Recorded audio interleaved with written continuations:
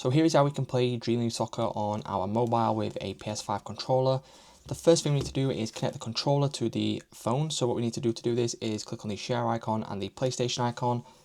And you need to do these both at the same time until you see a rapidly flashing white light.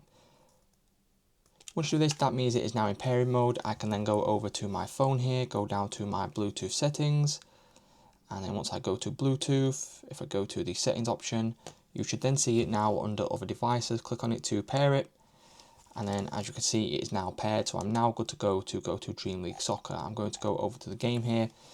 And then once we have loaded in, I will show you that you can play. So as you can see, I'm currently in a game here. What I'm going to do now is I'm simply going to click on resume. And then I can now play with the controller. So we're now into a game, and as you can see, I am now playing with the controller. And then if we go for a shot here,